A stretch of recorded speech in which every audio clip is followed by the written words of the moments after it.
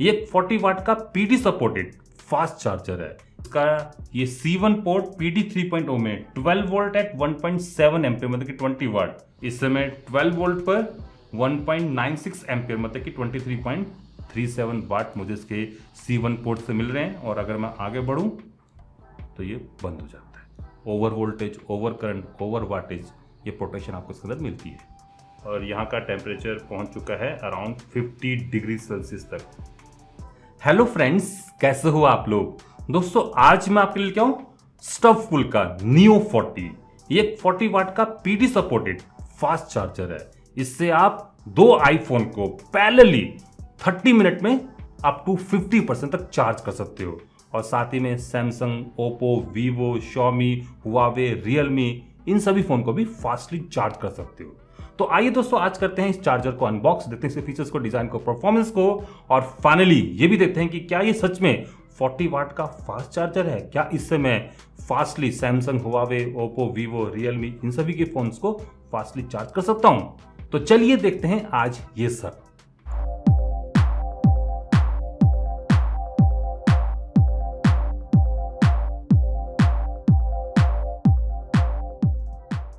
स्टफफुल का Neo 40 आता है कुछ इस टाइप की पैकिंग में। कैसा ये चार्जर दिखता है यहाँ पर आप देख सकते हो। ये मैक्सिमम 40 वाट को सपोर्ट करता है। अगर आप दोनों टाइप सी पोर्ट को इस्तेमाल करते हो तो आपको पैरेलली 20 वाट तक दोनों पोर्ट से मिल जाते हैं। ये 50% फास्टली चार्ज करता है PD डिवाइसेस को। स्टफफुल का ये वॉल चार्जर हो गया। यहाँ पर एक स्टिकर है जिसमें इसकी MRP लिखी हुई है 2999 रुपीज। किसने इसको बनाया आप यहाँ पर पढ़ सकते हो। ये मेड इन इंडिया प्रोडक्ट है।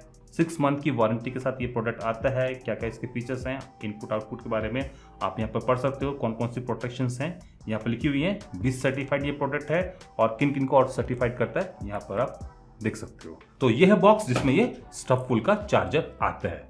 आइए अब करते हैं इसको अनबॉक्स। डिब्बे में एक चार्जर ही आता है। दिखने में ये चार्जर कुछ इस टाइप का है।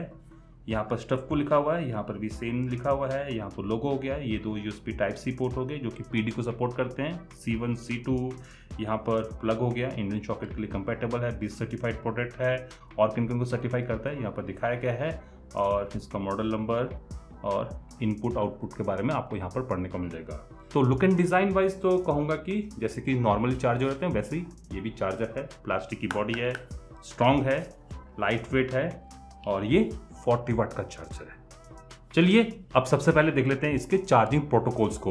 प्रोटोकॉल्स को चेक करने के लिए मैं विट्रिन के इस U2 का इस्तेमाल कर रहा हूँ। चलिए इसको कनेक्ट करते हैं, बट उससे पहले मैं इस एडेप्टर को AC मेंस पर लगा देता हूँ और एक USB केबल से इसके C1 पोर्ट को कनेक्ट कर देता हूँ ऑन विट्रिन U2। ओके, HID को पावर अप करना होगा तो मैं एक एक्सटर्नल पावर से इस मीटर को ऑन कर देता हूँ। तो इसका ये C1 पोर्ट PD 3.0 में 12 वोल्ट एट 1.7 एम्पियर मतलब कि 20 वाट। फिक्स में ये 5 वोल्ट, 9 वोल्ट, 12 वोल्ट मतलब कि PD 2.0 में। एप्पल की 5 वोल्ट एट 1 एम्पियर, सैमसंग की 5 volt at 2 ampere, Qualcomm quick charge 2.0 में 5 volt, 9 volt, 12 volt, QC 3.0, Samsung की adaptive fast charging 9 volt, 12 volt, Huawei की fast charging protocol 5 volt, 9 volt, 12 volt इन सभी को सपोर्ट करता है। और ये एक PD 3.0 बेस चार्जर है, मैक्सिमम 20 वाट। चलिए अब C2 पोर्ट को भी देख लेते हैं। तो मैं सबसे पहले इसको हटा देता हूँ, C2 पोर्ट को लगा देते हैं। तो सेम वो बंद हो जा रहा है। एक्सटर्नली इसको पावर अप कर देते हैं या तो सेम वही PD 3.0 में 12 वोल्ट एट 1.7 एम्पियर मतलब 20 वाट, क्वालकॉम क्विक चार्ज 2.0 में 5 volt, 9 volt, 12 volt, QC 3.0, Samsung की adaptive fast charging 9 volt, 12 volt, Huawei की fast charging protocol 5 volt, 9 volt और 12 वोल्ट इन सभी को सपोर्ट करता है। तो प्रोटोकॉल्स बढ़िया, सिंगल पोर्ट अप टू 20 वाट, दोनों का अगर आप इस्तेमाल करते हो तो 40। आइए अब इसकी वाटेज को जो ये बता रहा है 40 वाट, इसको भी एक बार चेक कर लेते हैं। मैं इन दो 35 वाट के डिजिटल लोड को एज ए लोड इस्तेमाल करने जा रहा हूं और विट्रिन के U3 और U2 को एज ए पावर मॉनिटर। तो चलिए इनको कनेक्ट कर देते हैं। तो इस समय दोस्तों दोनों ही पोर्ट से मुझे अराउंड 20 वाट आउटपुट पे मिल रहे हैं। 8.9 वोल्ट पर 2.29 एम्पियर करंट और 8.87 वोल्ट पर 2.30 एम्पियर करंट, मतलब कि यहाँ पर 20.4 वाट और यहाँ पर 20.39 वाट। तो जो यहाँ पर बताया जा रहा है कि 20 वाट के ये 2 पोर्ट हैं और टोटल मिला के 40 वाट तक डिलीवर कर सकते हैं, तो डेफिनेटली मिल भी रहे हैं। आइए अब देखते हैं कि मैक्सिमम कहाँ तक जाता है। इस समय इसका C2 पोर्ट 8.86 वोल्ट पर 2.7 एम्पियर मतलब कि 23.98 वाट डिलीवर कर रहा है। और इससे अगर मैं आगे बढ़ता हूँ अराउंड 24 वाट पर जाके ये बंद हो जाता है। और अगर मैं C1 पोर्ट की बात करूं तो ये 8.9 वोल्ट पर इस समय 2.62 एम्पियर तक दे रहा है, मतलब कि 23.3 वाट तक।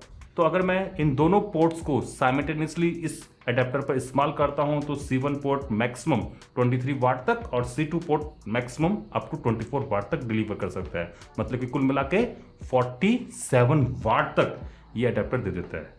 तो 40 वाट से कहीं ज़्यादा हमें इस अडेप्टर से मिल रहे हैं इन combinedly using C1 and C2 port. आइए अब इंडिपेंडेंटली भी देख लेते हैं कि अगर मैं इन दोनों पोर्ट में से किसी भी एक पोर्ट को इस्तेमाल करूं तो मैक्सिमम मुझे कितनी वाटेज मिलती है। मैक्सिमम तो ये 23 ऊपर वाला देता है और नीचे वाला 24, बट कितनी वोल्टेज पर कितनी करंट मिलती है, कितनी वाटेज मिलती है, इसको भी एक बार वेरीफाई कर लेते हैं। चलिए सबसे पहले C1 पोर्ट को देखते हैं।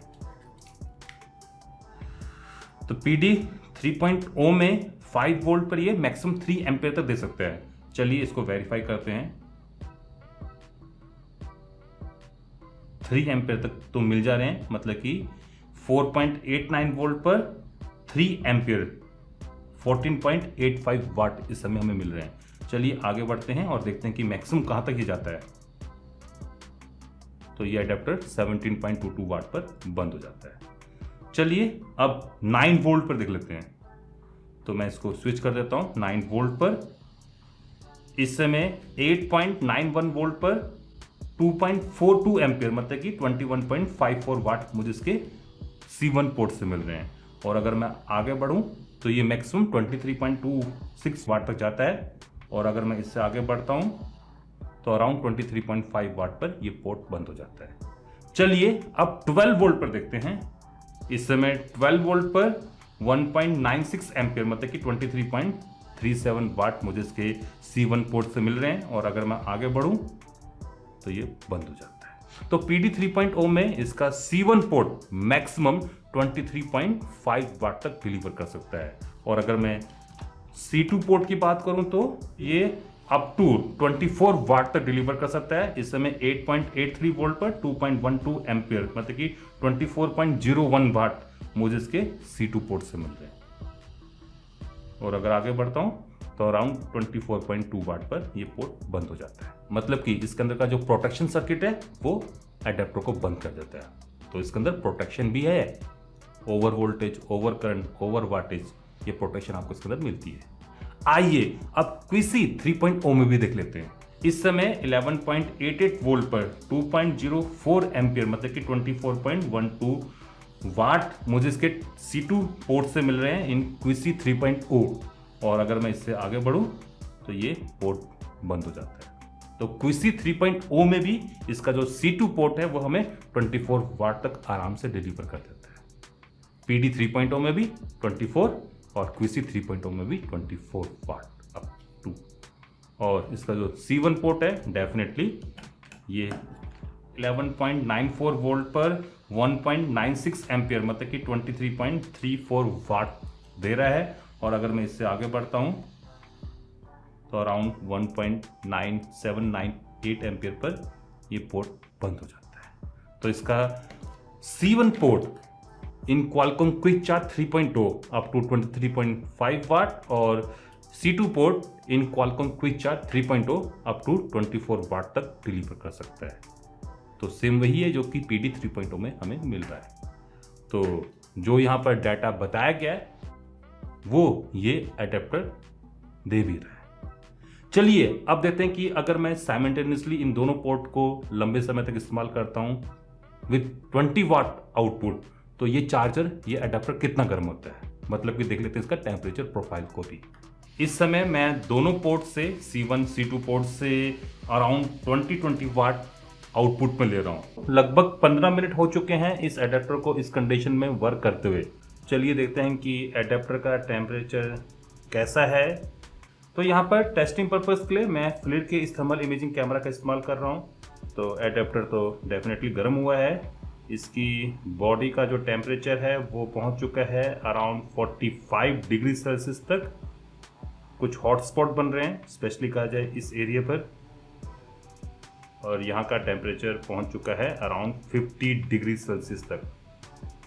और जहाँ पर USB केबल कनेक्टेड हैं वहाँ का टेम्परेचर भी ज़्यादा है, अराउंड 47-48 डिग्री सेल्सियस के करीबन। बाकी अगर पीछे से देखा जाए बॉडी का टेम्परेचर ये अराउंड 38.8 डिग्री सेल्सियस है, और इस साइड से देखा जाए तो ये अराउंड 46-47 है। तो टेम्परेचर प्रोफाइल वाइज भी ये बढ़िया एडेप्टर है, ज़्यादा गर्म नहीं होता है।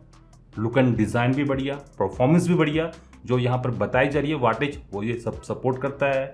और प्रोटोकॉल्स वाइज भी बढ़िया, QC 3.0, adaptive fast charging, Huawei की फास्ट चार्जिंग और PD 3.0, इन सभी को ये सपोर्ट करता है। तो इन माय ओपिनियन ये काफ़ी बढ़िया चार्जर है।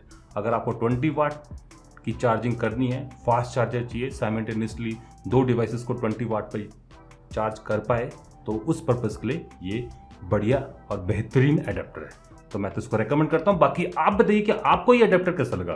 अगर आप इस एडेप्टर को मंगवाना चाहते हो तो इसका जो परचेसिंग लिंक है मैं आपको नीचे प्रोवाइड करूँगा, आप वहाँ पर जाके इसको खरीद सकते हो। तो फिलहाल आज के लिए बस इतना ही। आशा करता हूँ कि आप सभी लोगों को मेरी ये वीडियो पसंद आई होगी। अगर पसंद आई तो आप इस वीडियो को लाइक कर सकते हो, शेयर कर सकते हो, और अभी तक अगर आप लोगों ने मेरे इस चैनल को सब्सक्राइब नहीं कर रखा है तो जाने से पहले मेरे इस चैनल को सब्सक्राइब भी कर सकते हो। अगर कर रहे हो तो साथ में जो बेल आइकन है, घंटे वाला जो निशान है, उसको ऑल करके बजा जाना, ताकि आप लोगों से मेरी कोई फ्यूचर अपडेट, कोई फ्यूचर स्टेप की वीडियो मिस ना हो पाए।